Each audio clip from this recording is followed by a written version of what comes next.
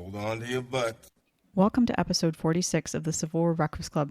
I'm your co-host Mary, and tonight I am joined by the only other person on the planet that agrees with me that Benjamin Gates is way cooler than Indiana Jones, Darren Weeks. Wow. That's going to get the birds chirping. I told you I was prepared. I agree with you. Hey, you did well. How are you? What's going on with you? How are you? And you literally... It's great. I'm sitting outside today, Mary. It's nice out. I have to be inside. The snow in New England has finally melted. I'm sitting outside. And it's fantastic.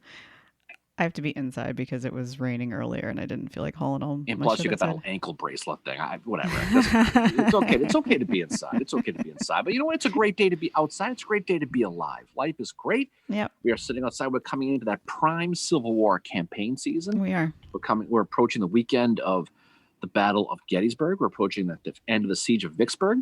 Today, of course, is the day of the Lincoln conspirators' announcement of their trial when Mary Surratt and the gang were found guilty. And we could talk about that later on at some point. But we're coming into real history time. So this is a history nerd like us for the Civil War. This is approaching Christmas Day. So it is. We had a lot of fun stuff to talk about these next couple of months. So it's good to see you're in a quasi mood today for a Tuesday. I can't Me too. No, all right. Okay. Well, let's get started. What are you drinking tonight? Well, because I'm hanging with you, I'm drinking a beer called Big Cranky. Okay. Which is the most appropriate thing of all time. That's and fair. Since I didn't know you were going to say that intro the way you did. Yep. I'm drinking out of my favorite all-time beer glass. It's my National Treasure beer glass. Is here at the wall on one side. It has the all-seeing eye, rather, on the other side that a friend of mine gave me a couple of years ago, and I'm going to appreciate that forever. So what are you drinking? I am drinking Collingwood Freestyle Tropical Thunder IPA. I couldn't find any beers that were like kind of Vicksburg related, and I am drinking it out of my Uncle Blingy mug. Appropriate. Because very appropriate. He is going to be in this episode probably quite a bit. We will be talking about him. I thought John Park was. Jesus.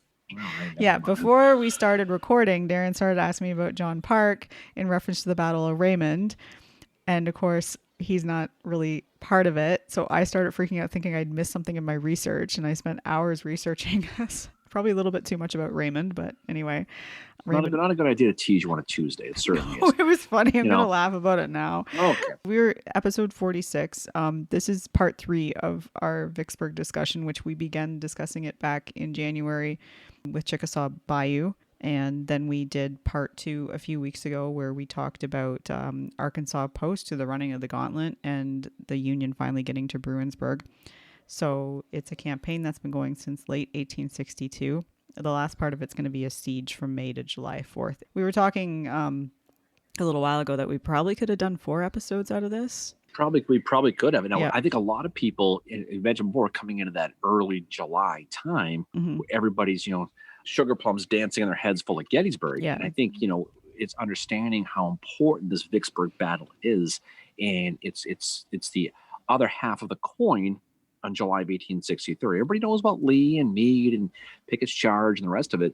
But Vicksburg was a gigantic thing. I've said many times, Gettysburg is the quarterback. Vicksburg is the offensive lineman who do a lot of the work. And I think it's important to talk about that as we go forward with this today. So a 3-part episode at least. We're going to get this done in 3. It could have done certainly a lot more, and I think we still wouldn't do it justice. But I think, So once again, like we always do, Mary, we jump into our Cher costume and turn back time. If I could turn back time. And we go back to the end of episode 2. Now, when we last left our heroes, they were sitting at Bruinsburg on April 30th, 1863. Grant had 17,000 soldiers on the Mississippi side of the river. They just completed the largest amphibious landing in U.S. military history at that time that would stay in the record books until D-Day in 1944. That's how important it was. You had troops resting on the Mississippi side of the river. Grant had planned the rest of that campaign pretty much after achieving that goal. So he had all those crappy starts and stops to get to where he did. He finally got there, and he finally got to a situation where he had the opportunity to move. So we talked before about guys like Benjamin Grierson doing his thing. We're not going to go reinvent the wheel with this. But at the end of the day, on April 30th, Grant's sitting where he wants to be now. He's on the Mississippi side of the Mississippi River. He has a 13th Corps with John McClernand and the 17th Corps with James Burbsy McPherson, okay? he's formulating a plan now of what he wants to do. He knows he needs to find a central place that he can get his army together, and he basically can stage an area for an attack. And he's going to pick a place originally called Clinton, and Mhm. he wants to get there, but he has to. There's a couple problems that he has. He sends McLaren in and McPherson. He wants him to take a couple of bridges at Port Gibson, and he wants to get up there. And now, one thing you could say about the Confederacy, Mary, is John C. Pemberton. He knew what was going on. He Yep. knew it was up. He had an idea what he wanted to do. So he's going to send General John Bowen's division. He's going to send them south to Grand Gulf, that's where they were, down to a place called Bayou Pierre River. And he wants to really engage Grant because he knows Grant needs to cross at that place. He knows if he's going to cross, he's probably going to cross there. Bowen is going to be outnumbered 3-1 by McClernand. Grant basically is happy to be there on the same side of the river, but he knows it was very difficult. Bowen knows he's up a creek, literally and figuratively at this point. So he wants reinforcement from Pemberton. He wants them quick, okay? He's going to end up falling back at that Bayou Pierre. We're going to kind of briefly go through the beginning part of this. This is just kind of the setup. He's going to burn the bridges there, and the Union's going to quickly rebuild them with pontoon bridges. It must have seemed pretty easy at that point for Grant because he had a really shitty months heading into this. So he's like, okay, I get to go to Bayou Pierre. I got 3-1 odds against John Bowen's division, who's going to be a good fighting guy. We'll hear about him later, but he pushes him back pretty easily. So he's thinking, okay, this is a good opportunity. So Grant decides he's going to move towards Vicksburg, and this is where it's interesting. We're going to talk about this later, okay? He wants to move towards Vicksburg. No one else in Washington wants him to. Abraham Lincoln, we talked about him. He's the president of the United States, Mayor. We've talked about him a few times, right? And Henry Halleck. They want him to head towards Port Hudson. They want him to help out the great Nathaniel Banks from Waltham, Massachusetts, down there at Port Hudson. And Grant is like, well, A, I don't want to, and B, Bank outranks me. So if I go down there, I'm going to be fetching coffee for this guy. Yep. So he wants no part of that. So he's going to basically set up his own plan. He wants to go to Vicksburg, and he's going to come up with a plan to go ahead and do it. Yep. And that's where we go to Raymond, which is going to be one of these first battles that is fought. Did I jump too far ahead? I have a tendency to do just that. Like that, the crater exploded. Oh my God. No. But remember, what's interesting about, no, you're right. But what's interesting about Grant, but just set that up though. He is going to go to Raymond, but he knows he's going away from his supply line, right? And we talked a lot about supply lines when we did last week. We did Kennesaw Mountain with Sherman, right? And he knows that he is going to have to live off the land. Now, this is pre-March to the Sea, obviously. This is way before that. So he's going to be concerned. And this is a big reason why Lincoln didn't want him doing it too. He didn't know if he had the ability to survive with his army. He's going to need to forage. And we talked about that many, many times. He tells his army, you're only going to bring ammo, and you're going to bring hardtack, and you're going to bring coffee, and you're going to bring Twinkies, and that's it. That's all you're allowed to bring, okay? He wants to get between Vicksburg and Joseph Johnson's army, who he knows is sitting in a place called Jackson, Mississippi. Yeah. He tells McPherson, okay, he's in charge of the 17th Corps. He tells him very clearly, Burbsy, look me in the eye and listen to me right now that you're getting this. Here's the scoop, okay?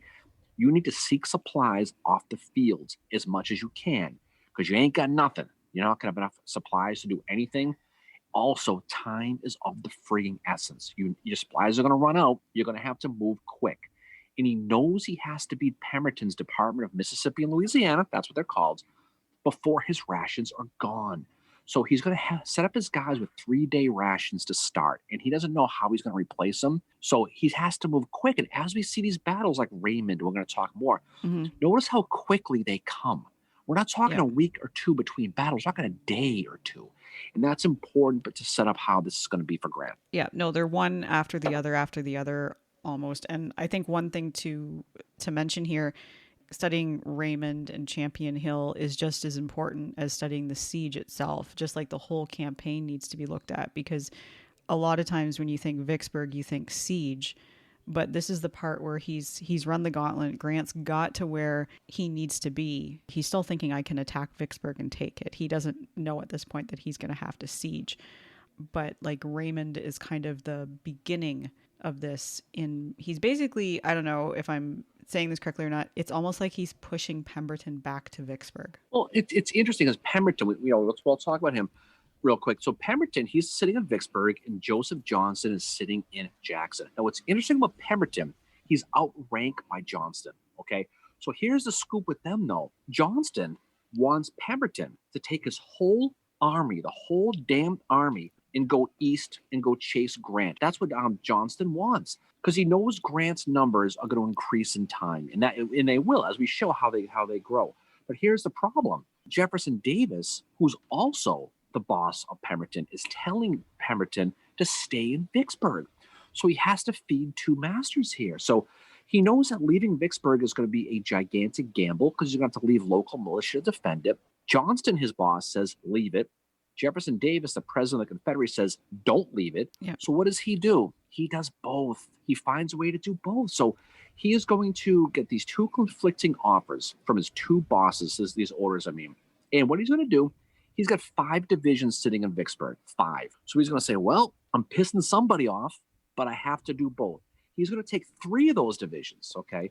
Those 3 divisions he's going to take with him are going to be Carter Stevenson, Forney, and Bowen. And what they're going to do is they're going to take them across to chase Grant. Mm-hmm. He's going to leave the other 2 to sit back and babysit Vicksburg. Because in his mind, he's like, well, I'm going to get Grant, but at the same time, I'm defending Vicksburg. So I think I got my ass covered when we all get in trouble. I think that's kind of what he's thinking.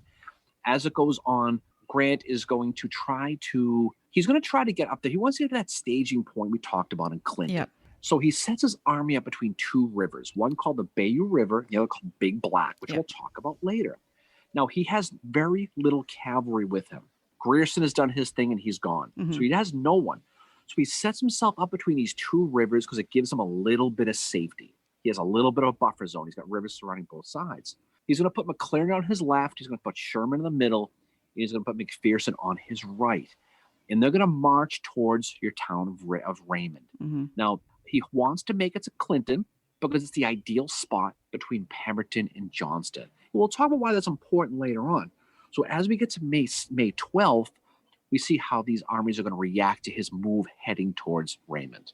And what Pemberton does is he sends an infantry force under General John Gregg to go after McPherson's corps, which is headed towards Raymond. And as we said, McPherson's been told to go there to start securing some supplies for the troops, because, and Grant says, we must fight the enemy before our rations fail. As you said, time is of the essence here. Who Gregg is going to encounter is John A. Logan. So Black Jack Logan is here, and he's one of the more probably aggressive fighters that McPherson has in his corps, and Gregg's going to encounter him. Gregg thinks he's not up against that many. He doesn't realize it, and that's due to shockingly faulty intelligence that he gets. Gregg decides to try and hold a crossing, so he puts his men and artillery near it. He's going to have 2 batteries on a knoll that rose above the road, and his infantry are hidden in a thick forest and in a vine-choked creek bed. So again, the terrain is going to play a factor in this too. Mm-hmm. Now, one thing that's important to mention, okay, is John Gregg did not come from Vicksburg. He came from Jackson. Mm-hmm. And that's going to set up later on. So, as I said, of course, he's got false information on how many troops he's going to be facing. He's about to come under, like, Blackjack's division, like all of them. And he's going to be outnumbered 3-1. But McPherson in this fight at Raymond manages to mismanage it a little bit. He's not at his best in this. So the first attack is going to be led by the 7th Texas Regiment. These guys have been through a lot, and they are a hard fighting force. They're from Texas, right? So why not?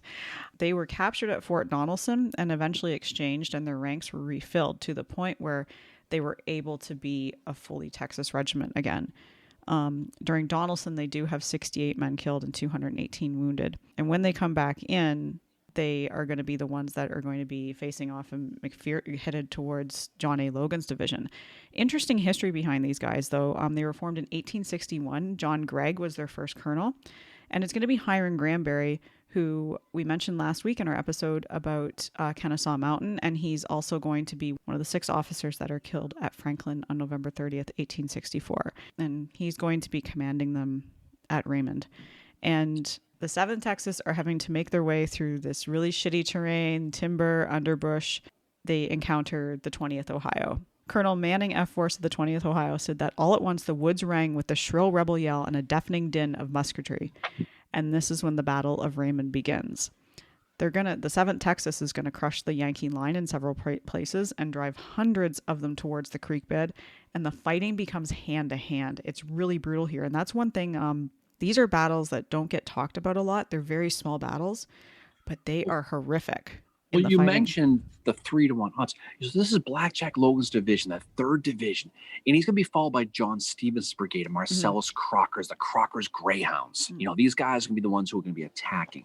Gray gets pushed back. Hiram Granberry, and say what you will about him, hard-fighting guy, spent a little time in the as a state warden of the state of Massachusetts at Fort Rowan, Mary, in Boston. He's got amazing hair. But you mentioned Granberry's 7 Texas. I mean, they take a beat down, though. I mean, you got 300 guys. You're going to lose about 150, which is about 50%. Granberry gets a lot of credit and a lot of discussion for this. But you got to talk about the 10th Tennessee with this too. Colonel Randall McGiverick, right? This is a dude. Okay, he's leading his command. He's going to get shot in the chest with a cannonball. It's going to literally cut him in half in front of his troops. And there's a good quote that I pulled out from a guy named Patrick Griffin of the 10th Tennessee. And he writes of this Battle of Raymond, watching his boss die. We had been under fire for 20 minutes when I heard a ball strike something behind me. It was the colonel. I knew he was going, and I asked him if he had a message for his mother. His answer was, Griffin, take care of me. But he did not live for 5 minutes. Now, being pretty much cut in half isn't going to let you live that long. But his troops were pretty busted up about that. And it just goes to show, to your point, that hand-to-hand carnage of what that was. Now, what's interesting about the Battle of Raymond is it was kind of like a little tremble on the way to the explosion of the volcano. Yeah. There were very low casualties on both sides. The Union had about 400. The Confederacy had about 500. So it was pretty even for the most part. But the bigger ramifications for the Vicksburg campaign was going to be where Gregg came from. And that's what's gonna make Grant wake up in the middle of the night and freak out. Yeah, and the one funny story though is Logan is wearing an unmarked jacket because he doesn't want to be picked off by the sharpshooters. The sharpshooters are a thing in this whole campaign from start to finish, especially when we get to the siege. But Logan sees the men break and he tries to rally them. And he says, for God's sake, men, don't disgrace your country. Now, one man fighting here had fought at Shiloh, one of the 20th Ohio, and he said it was worse, like what he experienced was worse than anything he had experienced at Shiloh. Logan is said to have rode up to these men that are fleeing and with the shriek of an eagle, turned them back to their places. So he must have just, I don't know what kind of noise he made, but they stood Sounds there. like it was an eagle. They stood there. I'm just trying to imagine that. Logan screaming at them like an eagle, apparently. And they stood their ground until McPherson. You might have sang Hotel California. That's true. Good point. That's you don't know. That's a good I'm just song. saying. Welcome to the hotel. No, I'm not going to. I won't subject our listeners to that. Please don't sing. I won't. Call me maybe. What's after an E rating? Anyway. Reinforcements arrive, but it's too late. And this is the one thing that McPherson is criticized for in this battle, is not getting the reinforcements up there enough. Now, funny thing is they break and run through the town of Raymond. And the women of the town had been expecting a Confederate victory. Gregg was running his mouth off about it. And he's like, oh yeah, we got them. There's not that many of them coming. It's just going to be like a skirmish and we'll get them. We'll capture them. So the women had they had a picnic of fried chicken and lemonade, because why not? We're in the South, right? And as the men of the 20th Ohio are chasing the rebels through the town, some of them are breaking like from the formation and they're going and grabbing this food and eating it. Because again, why not, right? I would too. I would go for fried chicken. So by the end of the day, you have Gregg losing this battle and his troops are in camp in the forest near the town graveyard. And the next morning they're going to head back to Jackson, but they're going to leave their wounded behind as they lay uncared for in the field. But because of the terrain in the area, McPherson decides not to pursue. And this is one of the reasons why Raymond is actually a really important thing to look at in this campaign, because it's actually what causes Grant to change what he's going to do here. It said that although not a general engagement and scarcely mentioned in history, seldom in any engagement was the loss greater in proportion to the numbers engaged in the bloody field at Raymond. So the fighting was pretty horrific here. And the Union troops do end up pillaging the town. What freaked Grant out was how aggressive Gregg was. And he knew he came from Jackson and he was aggressive. Grant now knows that there's a force in Jackson that attacked him that was aggressive. Now he's like, well, I don't want to go to Clinton. Clinton's not far from Jackson, because I don't want to go to Clinton anymore and stage that attack. He goes, well, he realized at that point he had to deal with Johnson's army in Vicksburg, in Jackson, rather. as soon as possible. So his plan's going to change. A little bit of a milk run he's going to make. So before he knows he can go to Vicksburg now, he was kind of hoping maybe there would be a passive Joseph Johnston army that was going to stay behind. When Gregg came at him, he realized that I'm going to have an aggressive army on my heels the whole time if I don't do this. So he knew he had to. 2 days later, on the 14th of May, it's again, you see how quickly these come. This is how they are. Yep. And this is again due to those supplies. He has to rely on speed. Grant is going to arrive near Jackson, Mississippi, so a little bit east. He's in a McPherson's 17th Corps who's going to arrive from the northwest, and Sherman's 15th is going to come from the southwest. Now, Johnston had just arrived the day before on the 13th. He just got there. Yeah, and he sends... And the funny part about it was, not to spoil the story, Mary, but he takes off. He runs. He pulls an O.O. Howard and takes off. But he says later after the war that he felt he was too late to defend it. Yeah, so that's what he writes. Whose fault is that, though, right? Exactly. Well, that's what he writes to Davis. He gets there and he's basically like, we're fucked. We can't do anything. And then he's like, well, time to evacuate the dance floor because this can't be happening. So he's got 6,000. He has 6,000 guys, okay, which is probably the average Indians crowd size nowadays. He's got 6,000 guys, okay, and he doesn't know what Grant has. Grant's got 30,000, 40,000. He has no idea what he has, right? So he sees an impending shit show on the horizon. Mm-hmm. So he decides to withdraw and head north of Jackson. So, of course, he leaves John Gregg, who's like, what? He leaves him behind who just fought at Raymond to cover his ass, his rear, as they vacate the dance floor, to your point. Yeah. What's funny, he tells Pemberton that he's going to help him stage an offensive when he had no intention of doing it. You know, it's kind of like when I'll come help you at work tomorrow. I'm not going to. I'm just going to tell you I'm going to. Yeah. And he totally does. So the Battle of Jackson is going to be attacking the rear guard of Gregg of that army. So 5:14 in a driving, horrific thunderstorm. Shit rain, Yep. right? Thunderstorm, sleet, pouring rain, who knows what else, right? Clowns. Like, oh, God, blowing around those clowns. Cows flying around. I mean, real good chance of a Sharknado, you know? But McPherson is going to fight John Gregg as he covers Johnston's his rear. He knew McPherson, the rebel numbers were small. So he sends Marcellus Crocker's Greyhound Division to attack. Now, this is funny because the troops are going to be completely affected by the weather. They talk later after the battle how their cartridges were soaking wet. They couldn't fire. It was a big friggin' mess. Crocker does drive off Gregg pretty easily because the numbers tell the story most of these battles. Meanwhile, old Uncle Blingy, William Sherman's 15th Corps, he's arriving from the southwest and he cruises in with no resistance. Yep. It's like when you drive into the city and there's no traffic and you can't believe it. Yep. That's what Sherman's thinking. He's approached by a local slave and he says that the Rebs took off. They're out of here. The town is only defended by local people. So Sherman and his army arrive there, okay?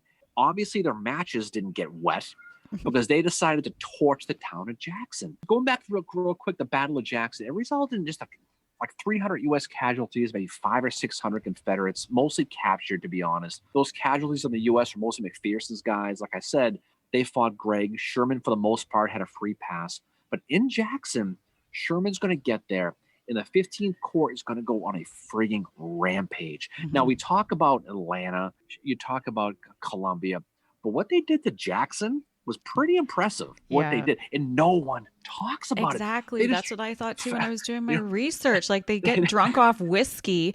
So the other thing that happened is the rebels also set fire to keep the provisions from falling into Union hands. They set fire to it before they leave. And that's very much like Wade Hampton in Columbia. And I know that's still a little bit disputed today because Sherman really lays the blame on thick to Hampton in his memoirs. But still, like, something very similar is happening here. And again, nobody talks about it. It was a preview of things to come. Exactly. So they're destroying factories, railroads, all those things that they expect them to do, but they're ransacking civilian homes. Now, again, this is quotation fingers against Sherman's orders. Again, like it always is, a wink and a smile. Yeah, bullshit. But they're going to ransack these civilian homes. Much of the town gets torched, and to your point, the Rebs burn some of it, which is always a great excuse, but who knows if it's true. But at the end of the day, Jackson's going to be pretty much in bad shape. And the but people Johnston are pissed about it too. But the one good thing that Sherman does is, like, the families of factory workers whose places of work have been burned were ordered to gather at the Pearl River. And Grant had issued orders to Sherman to do this, and Sherman will distribute 200,000 rations to them to prevent them from starving. So I guess I mean, he does. there is Well, that, but still well, the people are it pissed. reminds you a little bit of Howard at Columbia with the Exactly. horses and the Yep. guns. So Yep. so it's kind of like one of those deals where you kick someone's ass and help them afterwards. That's kind of Yep. what he did. Joseph Johnson and Pemberton's armies are now cut off from each other, and that's why Grant did what he did. He wanted to cut them off. So now we can focus on John Pemberton's army sitting in Vicksburg, where he thinks is in Vicksburg. So now he has Johnson kind of pushed to the side. Now he's going to focus. So again, 2 days later, just 2 days later, no rest for the weary, Mary. The 16th of May, Pemberton now is going to start that thing I mentioned before. He's going to send those 3 divisions. He's going to send them east to deal with Grant's army. This is Carter Stevenson, John Bowen, and William Loring. We'll talk about 25,000 guys, give or take, right? They're going to come east as Grant is going west. And they're going to bump into each other at a place on the 16th called Champion Hill. Yep. Now, Champion Hill is going to be the big battle in the Vicksburg campaign. It is, yeah. And it's also known as the Battle of Baker's Creek. If you're a real nerd, you really want to study this crap, Mary, you know the backup names for this stuff. So there's interesting history behind Champion Hill, too. Is there? Yeah, it's the part of the plantation owned by Colonel Sid S. Champion, who he's off fighting in the Civil War, obviously for the Confederates. He's with the 28th Mississippi Cavalry, and his wife Matilda and their 3 young children are at the plantation. And he fears the Yankees. He had been at Deer Creek in the Yazoo Delta, and he writes to his wife, "The Yankees are worse than the Goths and the Vandals in the Middle Ages." He tells them that they will steal Negroes, they will kill horses and mules, and they will burn houses. So this is all starting to sound a little bit familiar. This is starting to sound like 1864 with the March to Sea. And you kind of have to think, is this how the people of Georgia eventually, came to fear Sherman? Was it stuff like this that eventually filters down to Georgia from Mississippi, from Vicksburg? Well, when you read like, Dr. Rubin's book, right? Yep. And these other March to the Sea, is the truth is reality, perception is truth, right? Mm-hmm. And these stories come out, and so when he does this thing later on, he's a demon for even starts. Yep, and so there's a lot of truth to that. I mean, people talk, and you don't have that information highway that we have now, but people did talk, right? Exactly. And perception was truth, and so the Mary Chestnuts of the world, and the people who wrote these diaries about Sherman, certainly they were going on half truths, but there was some truth to it, though. Well, yeah, and the news had already got there, so it's getting there before Uncle Blingy is even getting to Georgia, and there's this reputation, and it seems to start here during the Vicksburg campaign. The other thing that Sid writes to his wife is that hard times are in store for us. Expect reverses. Nerve yourself for every emergency. Trust to God, and you will be prepared for it. Remember me kindly to all the Negroes and kiss all the children for me. So this is a guy who's also a slave owner as well. But this is where this fight is going to be. It's Stephen D. Lee, who he's factored into this campaign so much. I think we've mentioned him in every episode. He's going to be posted on top of Champion Hill, and his job is to watch for the Union column moving along the crossroads, and he soon sees them. But the problem is they see him too. What's important with Champion Hill, real quick, is to your point, it's a big height. It's 350 or so feet high. It's part of that ridge that separates Baker's and Jackson Creek, those watersheds. It's about halfway between Vicksburg and Jackson. To your point, from that hill, you can see almost everything. You can see the whole area. When Stephen D. Lee gets there, part of Carter Stevens' division, those Alabamans, he's going to spy with his little eye, to your point, those 3 approaching Union columns. And he's going to see that one that's going to be approaching that undefended left flank. And so it's going to create this battle. But so you think by 10 o'clock in the morning on the 16th, Grant's going to order that attack, right? He's going to order that attack on the Rebs on that hill. McClernand's corps is going to attack on the left, and McPherson's going to be on the right. And by noontime, the Union's they're hitting that Union, that Rebel line. By 1 o'clock, the Union, to your point, is going to get on top of that hill. Alvin Hovey's 12th Division. He's going to be off those Indianans, those 13th Corps from McClellan guys. They take 4 guns as soon as they get up there. Carter Stevens' division is going to retreat. They're going to take off. They're going to friggin' run like goddamn hell. So at the beginning of the Boston Marathon at that point, they're going to take that Jackson Road, that escape route. They're going to try to get that road. Now, this is where John Bowen's going to come in. So John Bowen, now what's interesting is they're all slow to answer the bell here. So they're told to do it, but they're all like, okay. So John Bowen is going to do it.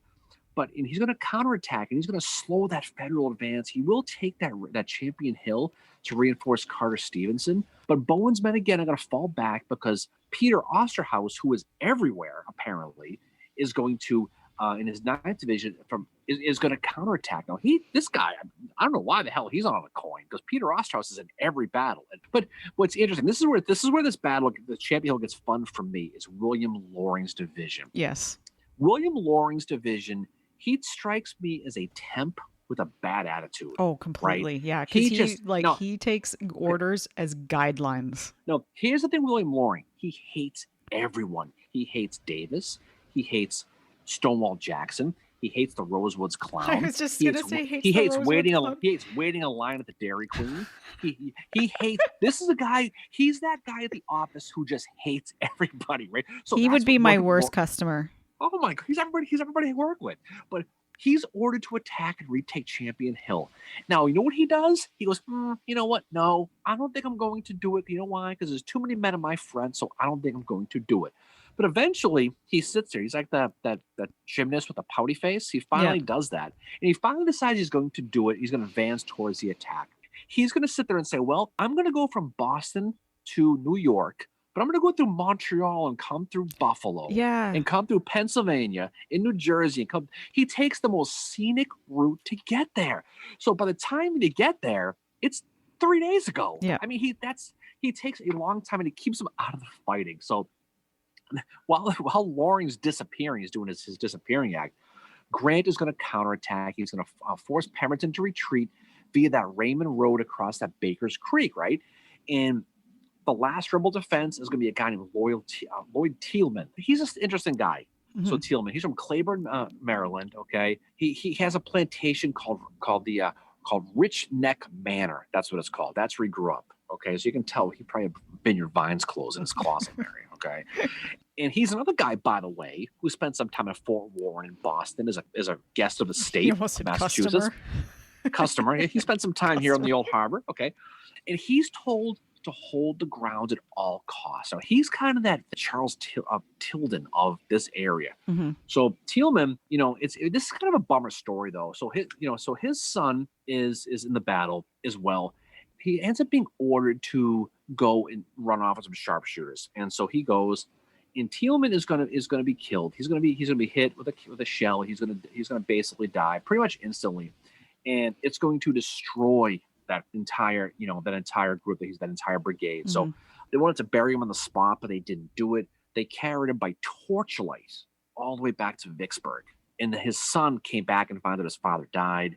And he was a big part of the procession. Wow. He was a very, very popular guy who died. So after Thielman gets killed, the Rebs are going to fall back to that Big Black River, which is going to set up the next hilarious thing for this battle. Now, Alexander Hovey's division is going to take the crest of the hill again. And you're talking guys like James Slack's brigade, people like that. But now you can see Grant's got the Rebs on the run. So he's pushed them back now from Jackson. He's pushed them back all the way down to Champion Hill. He's pushed them back. Now they're going to try to set up that defense along the Big Black River. Mm-hmm. Now this is going to be their last real chance to slow Grant down. Yeah. It's not going to be much of a chance. This is going to be a situation where the Confederate Army is going to set up their last stand. But it's a half-assed effort, as we'll find out as this goes on to this battle. So. It is. And the one thing so after Champion Hill is fought and won by the Union, Grant's going to write to Sherman that night, and he says, I am of the opinion that the Battle of Vicksburg has been fought. And he's also going to order Sherman to move north across the Big Black at a place called Bridgeport. And then Grant also wrote in his memoirs, while a battle is raging, one can see his enemy mowed down by 1,000 or the 10,000 with great composure. But after the battle, these scenes are distressing, and one is naturally disposed to alleviate the sufferings of an enemy as a friend. This is kind of going to set up something that Grant does that we'll talk about in this episode. He's seeing a lot of bad shit right now, Big Black River happens on May 17th, 1863. And May 17th. Now, what was the date of Champion Hill? May 16th. May 16th. So this is the next frigging day. Yeah. So it's like these guys, no, keep in mind, these guys are fighting and they're having to get to the next place. So they're probably not sleeping as much and they're probably not eating very much. So you can just imagine how worn out all these troops, both the Union and Confederate, are getting. So the Confederates, basically what this is the Union is going to be attacking the rear guard. And the rear guard here at Big Black as Pemberton is retreating back. He has left Bowen with his Missouri troops, Vaughn with his Tennessee Brigade, and there's also the 4th Mississippi Infantry Regiment here. And for the Union, you have McClernand, who's got Eugene Carr and Michael K. Lawler with him. Bowen has been constantly bringing up their rear guard for Pemberton in this.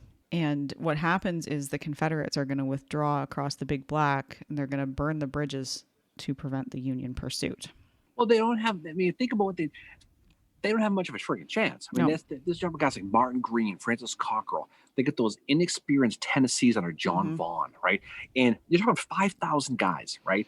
And they're going to hold on this oncoming Union army, right? So they're told to hold that defensive position. McClernand's 13th Corps is chasing them, right?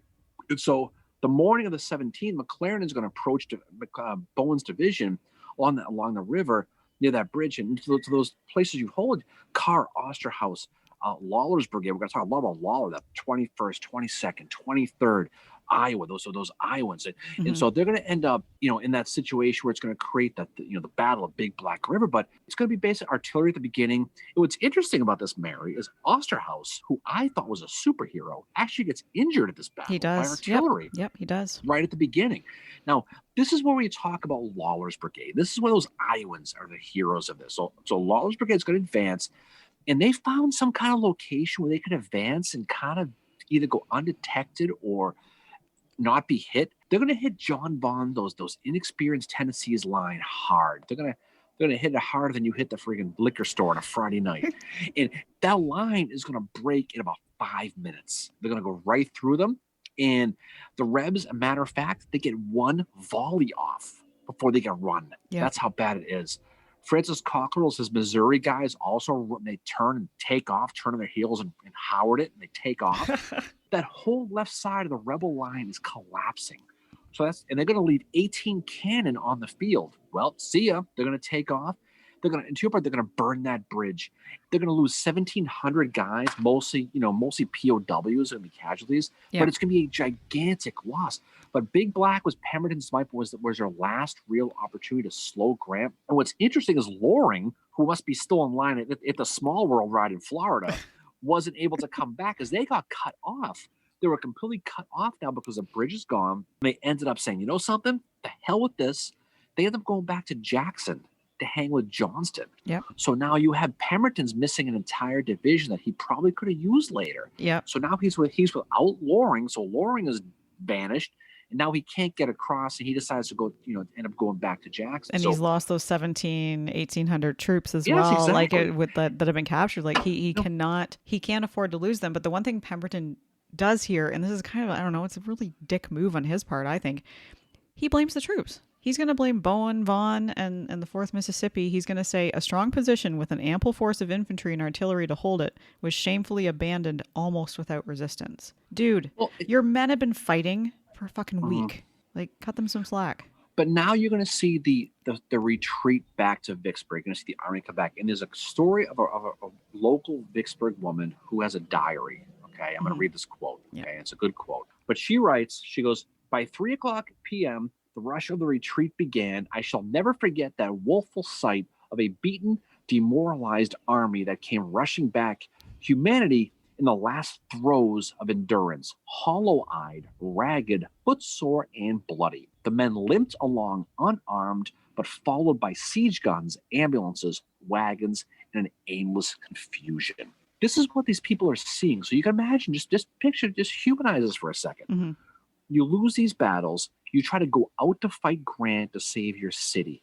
You get absolutely astroglided. Now you're coming back, and now you're completely demoralized. Mm-hmm. So if you're a citizen of the town, these are the people who are going to defend you. So what are you thinking, right? The good news is Rebs now have 4 divisions of 30,000 guys to defend it because they had those 2. So now you got Carter Stevenson, John Forney, you got Martin Smith, and you got John Bowen. Now Loring is gone.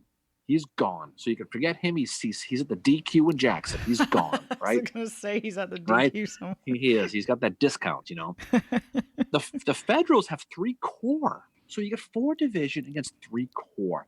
35,000 guys with more on the way. By July 4th, Grant's going to have 70,000 guys in Porter's gunboats. Yeah. So just to set the start how this is going to go, right? The difference, though, Rebs are going to really heavily fortify that city. They're going to be well dug in. They're going to build these redans, which are basically embankments, these V-shaped earthwork things, and things called redoubts, which are kind of like temporary forts. Yep.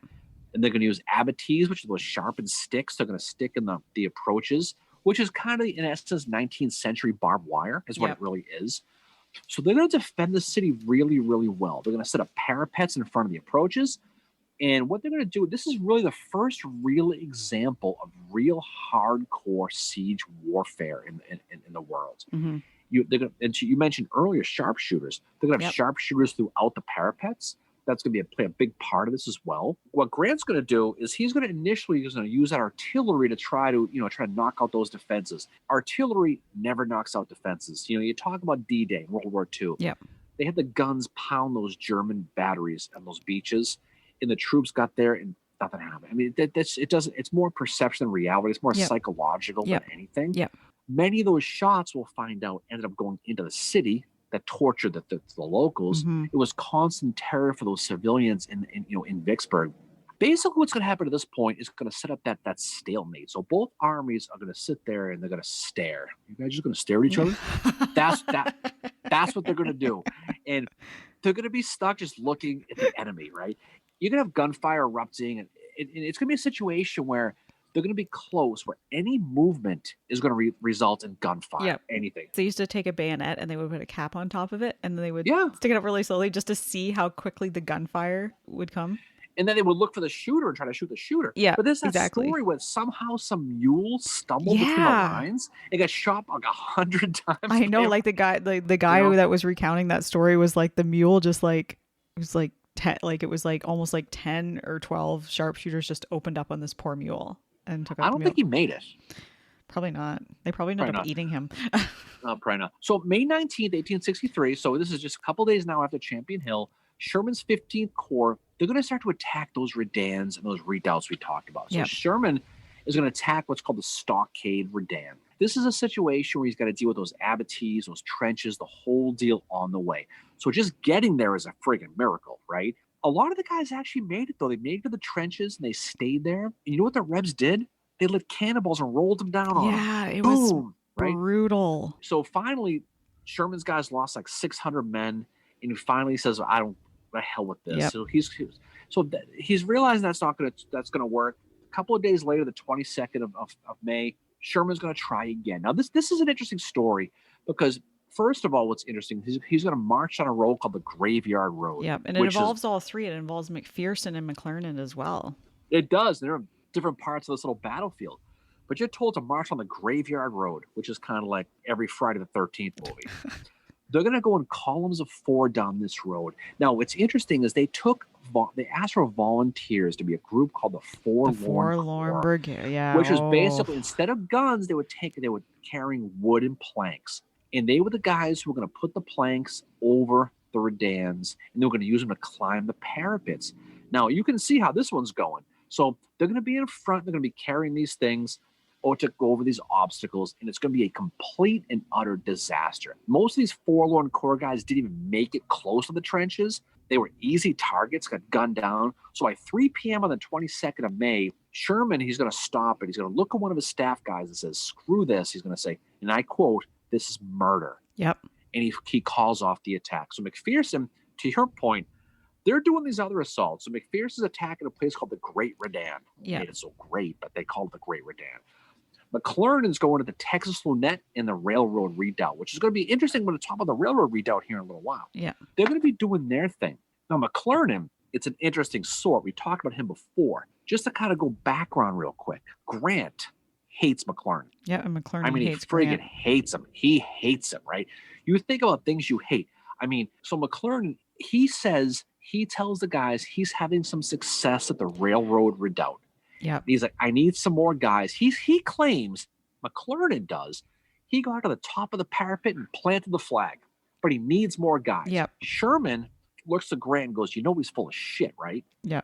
And Grant goes, well, I have no choice. I have to support him. So he's going to send troops from McPherson to support him. And of course, it ends up in a complete disaster. Yeah, They get their asses kicked. It's just, this is how this whole thing is going. So Yep. they sit and they recoup for a couple of days. Mhm. 3 days later, the 25th of May, Grant's generals and his staff, they said, listen, we need to call a timeout, okay? We got dead all over the place. This place is starting to stink. It's 100,000 Yep. degrees. Can we please call a truce and get these bodies out of here? Which is And they exactly finally, like what we talked about with Kennesaw Mountain with Cheatham Hill, last week. exactly. Yeah, at Cheatham Hill, like the same stuff. It's happening throughout the Civil War, and this is back, 1863, like a year before Kennesaw. And so they're having to go back because it's so warm out. They're having to go back. They call this truce to go back and get their dead because there were so many of them there. Mhm. And one of the things that made it difficult to attack, especially where Sherman was the fact that they were having to walk over these dead bodies. Right. Like, because there were so many bodies cut down, and then the other troops you were basically walking over the dead and wounded as you were trying to get up to these redoubts to take them. Well, think of the which is again like psychological Kennesaw. effect, though, right? Exactly. I mean, they're telling you to go fight and go charge these redans and these redoubts, Yeah. and you're climbing with dead, rotting, smelling bodies. Yeah. I mean, they had no choice to it.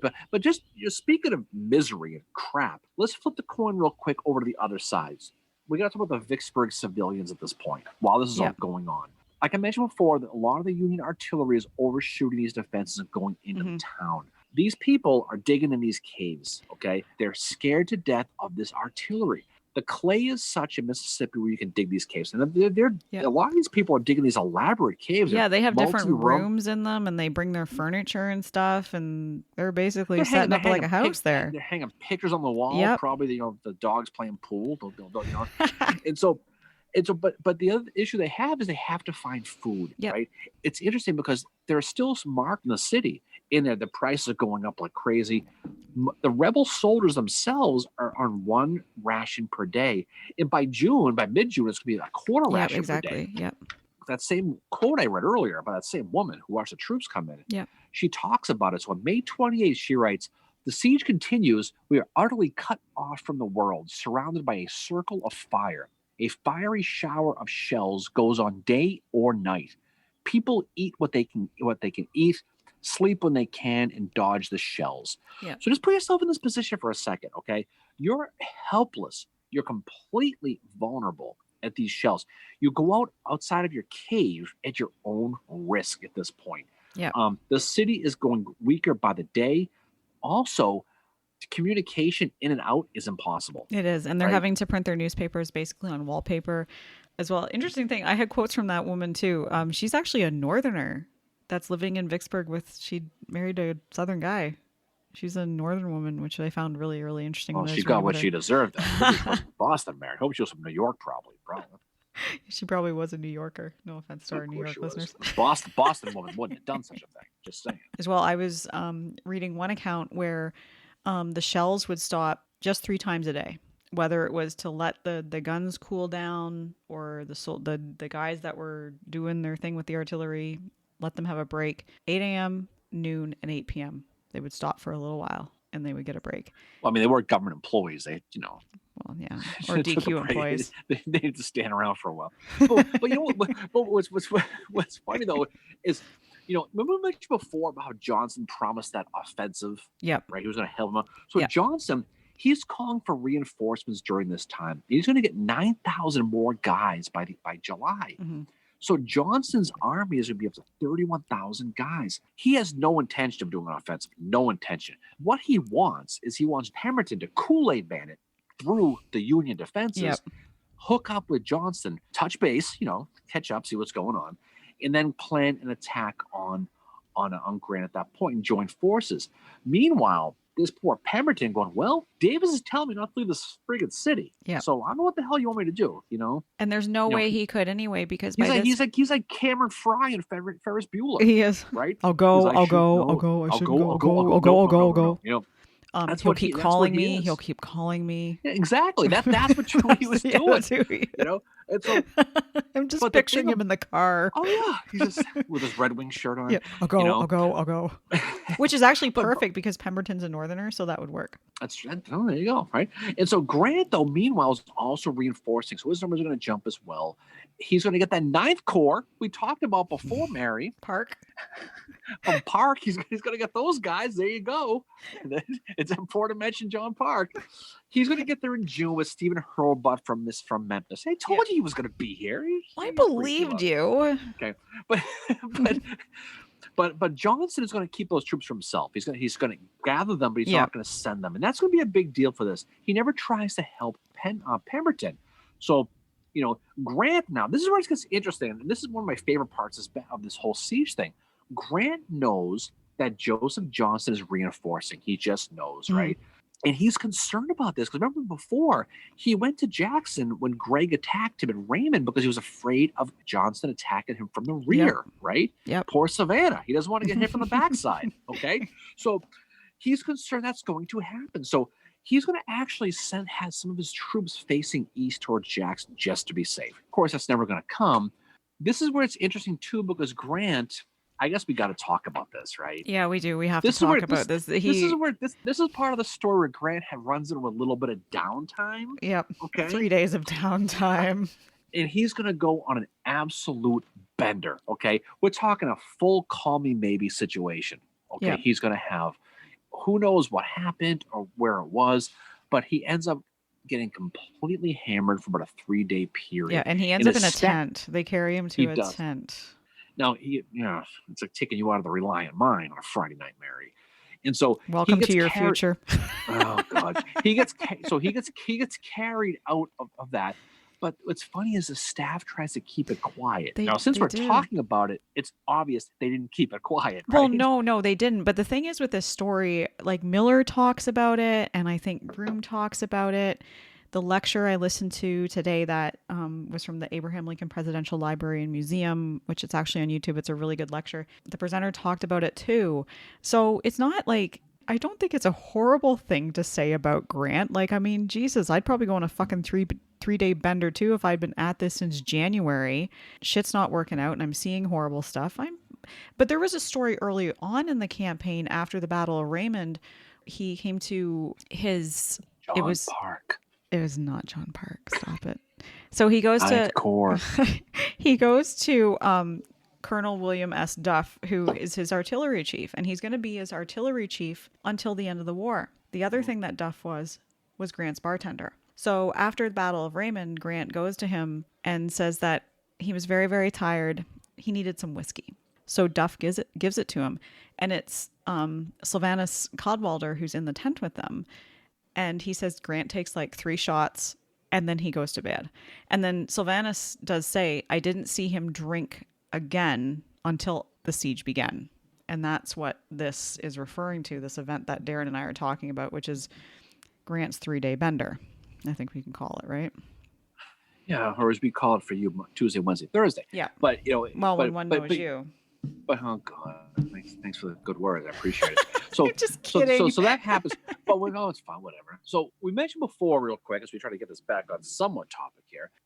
Grant is afraid of Johnston's army growing in Jackson and moving west towards Vicksburg and affecting Grant. So McClernand, okay. Now McClernand, we mentioned before, they don't get along. He's a pain in the ass. He just is, right? He is, yeah. So, and what's interesting is he ends up going to the newspaper. He's saying couple things. One, he's the man.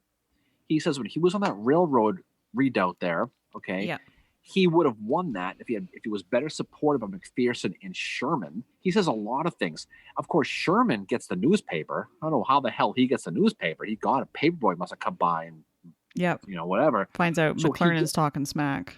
He gets that. So, of course, Grant finds out. And, of course, Grant's pissed, justifiably so. Yeah. And he wants to get rid of him. He's just sick of him. He just deals with it. So, Grant's afraid of those troops from Johnston, right?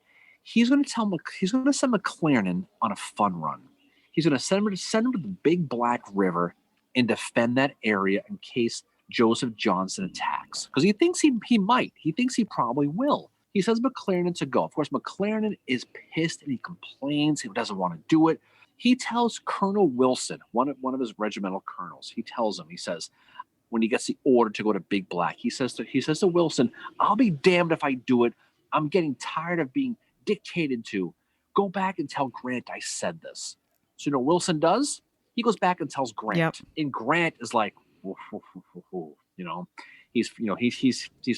He ain't having it. He's going to go ahead and he's going to fire McLaren at this point. And McLaren tries to defend himself by saying if he was just blowing off steam, it was intense vehemence. That was the phrase he said. And what was great about this was after McLaren was fired, they used this as a joke in the camp. It becomes an inside joke. Whenever somebody got mad, they said, "I have intense vehemence." So can I use that as my excuse on a Tuesday night when I'm really bitchy before we record? Blizzard machine got stuck. Yeah, it did. But it ends up being just picture today in today's society. Yeah. He's the boss no one likes. They get rid of him and he blows steam and that's what so he finally gets rid of McLaren, and that's what's gonna happen. So the siege is gonna go on the Union side, and they're looking for new ways to deal with these redoubts and these redans, and they can't figure it out. No. So June 1863, okay, this is when Lee's coming up through Virginia, going through, Winchester and going through, all that stuff. Yeah. This is all going on at the same time. The Federals have a great idea to come up with on their own. They're attacking the 3rd Louisiana Redan, okay, which is basically, it guards the road, the Jackson Road, that it's the entrance of Vicksburg. It's like Main Street into Vicksburg, right? They're going to try to attack it, but there's this Redan. They decide they're going to dig this tunnel underneath it, and they're going to fill it with black powder, and they're going to blow it up. Yep. And they actually try to do it. And what's funny about it is the Rebs see them doing it, and they can't stop them because the angle of where they can't shoot the guns that angle. Yeah. So they have to deal with it. So the Rebs know they're doing it. So June 25th, 1863, they get 40 feet under the Redan. They get there. They fill it with 2,200 pounds of black powder. So at 3:30, it goes off. Boom! The entire thing goes off. Now, while they're doing this, they're firing artillery, and they're having the infantry fire. It's a big, like a 4th of July, the grand finale going off, okay? 45th Illinois is going to charge that Redan. By now, there's this big crater. It's 12 feet deep and 40 feet wide. And, of course, it's not going to work because it's the way life is. What's going to happen is a lot of these Rebs are the ones who, when it goes off, a lot of the Rebs are behind the Redan, and it creates a perfect type of breastwork for them. So now they got a little bit of cover, and they're going to start firing these 45th Illinois guys. So feds finally go, oh God, and they finally back off. So the 3rd Redan is going to be, Louisiana Redan is not going to happen. So This is how this whole thing is. Early July 1863. Now it's July. Now again, Lee is standing in line at the DQ in Gettysburg at this point. Okay, getting the chicken and biscuits, blizzard. With the Army of Northern Virginia. So Pemberton is sitting in his headquarters in Vicksburg, and he's sitting there. He gets an anonymous letter from his officers, and it says, either feed us or surrender us. Yep. Okay. He's like, whoa. Well, the other thing that they're dealing with, too, is they're dealing with a lot of illness as well, right? Like, these men are not well fed, so they're going to be more susceptible to illness. His lines have slowly been thinning out, and he's at the point where it's like, we have to do something. And that's when they send, like, you either feed us or we're done. We have to stop. Well, I mean, they're like, this can't go on forever. It's not sustainable. So July 1st, Pemberton is going to meet with his generals, and they're going to talk about it. And the question comes down to the same question that it always comes out to. Yeah. Do we try to break out? Almost to a man, his subordinates say, F no. We're not strong enough to do it. We're on quarter rations. Okay, we have limited ammo. We cannot possibly get through this. Meanwhile, the citizens, Mary, in Vicksburg, they're in a horrible, horrible dire straits. They're left with almost no food. They're eating dogs. They're eating dogs. They're constantly attacked by Union shells. They're stuck listening to Dave Matthews albums. They're in pure hell, okay? They're in a horrible, horrible hell that I cannot and Justin possibly Bieber wish albums, too. On anybody, exactly. So this is the situation as we approach July 3rd. Okay, July 3rd, Pemberton, he's like, well, I'm going to begin the negotiations of a surrender with Grant. So he's going to send John Bowen, who at this point is like, you know what? I'm so sick of this, but okay. John Bowen's going to go meet with Bowen and Grant were friends prior to the beginning of the war, but right? he's like, oh my God. He goes to meets with the Union brass, And then what's interesting about Bowen, and this is, give him credit, he's a little manipulator. He tells both commanders the other one wants to meet with them personally, and he's full of shit. They never said that. Well, clearly but Bowen doesn't want to do it. But he knows it's the only way this is going to get resolved. So he's like, Grant wants to meet with you. And Pemberton, Pemberton wants to meet with you. Pemberton is going to go to meet Grant. And of course, Grant's sitting there. He's puffing his chest with his cigar. He goes, unconditional surrender. About $1 million. Just like Fort Donelson. That's what he does. Yep. Well, Pemberton looks at him, gives him a finger, and he says, in that case, you'll bury many more of your men before you enter Vicksburg. Yep. So it's like, well, okay. Bowen ends up being the adult in the room here, basically. He convinces them to keep talking. Because you can imagine what this is like. You got Grant doing his whole surrender completely. Yeah. Pemberton, I'll cut you, man. I'll cut you. That's how this is going on. Yeah. Bowen gets him to keep talking. They finally kind of agree. Grant is going to end up basically coming up with a deal with Pemberton to surrender Vicksburg, and they're going to agree to it. They're eventually going to come to terms. So Grant's going to parole Pemberton's entire army after they surrender their weapons. They can keep their horses, but it's interesting. He makes them give up their slaves, which is kind of an interesting story. So you look at Grant, right? So why did he simply capitulate? Because he kind of did. And really it comes down to two factors. One, Johnston. Yep. He knows Johnston's still out there. He doesn't know what the hell he has planned.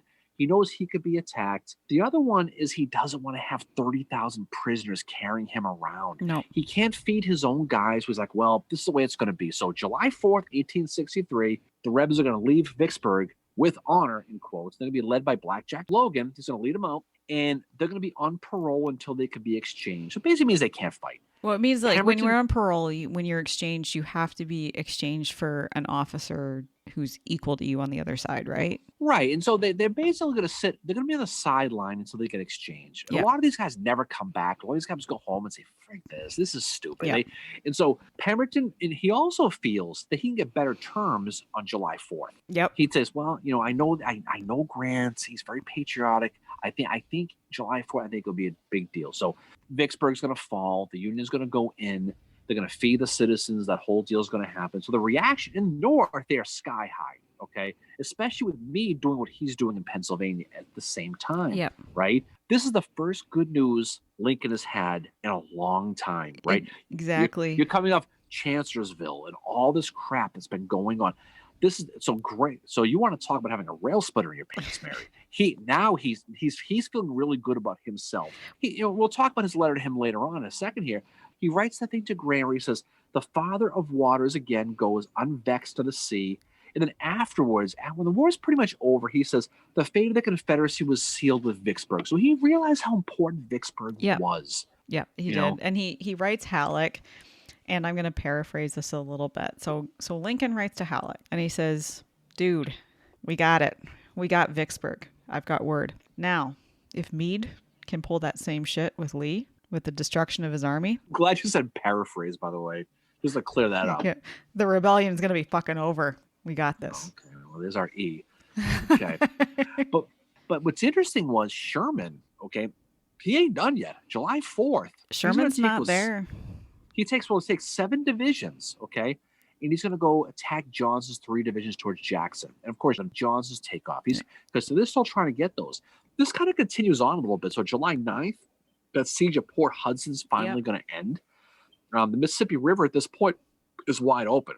I mean, the Love Boat's going right down the river now. There's no one stopping them now. I think we can do a whole separate episode on what Sherman is doing at this time because he's not in Vicksburg. I think we could. No, he's doing his thing.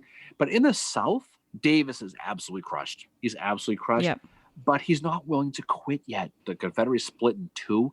At this point, he knows his army and his government has sustained a mortal injury, but he's not willing to quit yet. At this point, he knows his only hope is that 1864 election now. Yep. Right? And it turns into a battle of will versus a battle of might. He knows he can't win the might battle anymore. It's going to be will. So he's going to put his entire stake on the 1864 election because he knows his realistic path to win by military might was going to be over. Who's his Obi-Wan? You're my only hope. Obi-Wan, you're my only hope. Well, that was exactly that was pretty much it. Lincoln mentioned his letter. and I can read his letter here. Yeah. He's going to write a letter to Grant. What's interesting is he really, really eats crow with this. He really, really does. He does. Now, we mentioned throughout these 3 episodes of Vicksburg, Lincoln more or less told Grant to do everything opposite of what he did, and Grant did the other thing. And Grant proves himself right? So I'm going to go ahead and I'm going to read this letter that he wrote. All right. And I was going to paraphrase it. I'm going to light this up because I can't see anymore. Mm-hmm. But he writes his letter. I'm going to read this. So and I quote, he says, "I do not remember that you and I have ever met personally. I write this now as a grateful acknowledgement for the almost inestimable service you have done for this country. I wish to say a word further. When you first reached the vicinity of Vicksburg, I thought you should do what you finally did. March the troops across the neck, run the batteries with the transports, and let's go below. I never had any faith except a general hope that you knew better than I that the Yazoo Pass expedition and the like could succeed. When you got below and took Port Gibson, Grand Gulf, and vicinity, I thought you should go down the river and join General Banks, and when you turned northward east of the Big Black, I feared it was a mistake. I now wish to make a personal acknowledgement that you were right and I was wrong." So any wives out there, imagine your husband saying this, okay? "You were right, I was wrong." And so Lincoln really eats crow hard to Grant. I think this is his moment when he realized, I have to leave Grant alone. Mm-hmm. It's going to come to Sherman later when he gets to Savannah later the next year. Yeah. But I think this is the moment when he realized, I have a guy I know can fight, and I can trust him. I can back off a little bit. And it wasn't long later that he's going to take command of the overall army. Exactly. And it's going to be the opposite to what he's going to write to Meade. Now, he's not going to send that letter, but we will talk about that in our next episode when we talk about the retreat from Gettysburg. That letter that Lincoln writes to Meade but never sends. It's going to be the exact opposite to what he says to Grant. So you can see for Lincoln, it's going to be a prove it to me situation. It's going to be the Missouri. It's going to be a show me state situation, right? Grant obviously knows that he has Lincoln support. Lincoln knows he has a guy who can fight. Yeah. Now he knows he's going to win this war. He knows roughly that this is a situation where I can move forward. I know what I can do. I have a guy I can trust. I got a guy in Meade who just beat Lee in Pennsylvania, and he's feeling pretty good about himself. So everything changes this weekend, and it changes not because of Gettysburg. It changes because of Vicksburg. Yeah. And why can Vicksburg? And honestly, I was just thinking Vicksburg happens because Stones River is a victory. Exactly. And so you follow these travels back that we talked about how it all sets up. So again, Gettysburg weekend's coming up. It's a great weekend, no question about that. But Vicksburg is the key to quote Lincoln. Yep. It's the key that he must have in his pocket. Yep. And thanks to Grant and Sherman and all those guys, the key is now in his pocket. And now this is the Confederacy has sustained their mortal injury. It's going to allow Sherman to do his thing, going through Atlanta, going through Georgia, all over the Carolinas, and it's going to finally bring an end to the war. But more importantly, it's going to set up that election victory that's going to take away Jefferson Davis's final option to win this war. Yep. And it's all because of Vicksburg. Exactly. And also just remember, like, Vicksburg is very, very important, but also remember that Vicksburg, as I said, is happening because of Stones River as well. These are all flowing one into the other. Without Stones River, I don't think you have Vicksburg. And without Vicksburg, you don't have Chattanooga or Atlanta. So all these victories in the Western Theater are what is really helping bring an end to the Civil War. And the Eastern Theater is important too. But, with Vicksburg, they've got the Mississippi. They've got absolutely do. So just like that, everything is in the right situation. So we are finally done with Vicksburg, Mary. We are. We finally did it. So what's next? So our next episode is going to be Retreat from Gettysburg. And then we are going to be talking about Monocacy. And then we are going to be talking about First Bull Run. And it's funny, we're going back to First Bull Run because we're getting close to the 1-year anniversary of us beginning this podcast. Our second episode was Second Bull Run. I know a guy who crossed Bull Run not too long ago. Yeah. Walked across with a sword. Nice. Well, we got a lot of fun. We got a lot of fun things. We do. Yeah, we got a lot of fun things coming up for you guys and stuff. We've got 2 books done for this year. We'll be moving on to our third one, which is Assassin's Accomplice by Dr. Kate Clifford Larson. So we will be reading that, and we will be meeting about that. Seems a long way off, but we'll be meeting about that in September. It's going to be here before you all know it. So anyway, if you want to join our book club, info@civilwarbreakfastclub.com, and we'll send you the invite when we have that meeting in September. So I think that is it for Vicksburg. I think we're done. So hopefully we did it justice. So hopefully we did. I think it's a great story. I think it's one that I think most people who studied the Civil War realize what a very underappreciated siege it was. I will say this before, I'll say it again. The Vicksburg campaign was the single greatest campaign in American military history by Grant. It's not even close. Yeah. I think it gets overshadowed by Gettysburg. It does. Gettysburg, not to take away from Gettysburg, it's very important too. I think if not for Gettysburg, people would look at Vicksburg, and I think there'd be a lot more people studying this battle and visiting that place than there probably is. So I think it's one of those situations. But again, it's where Grant really earns Lincoln's praise.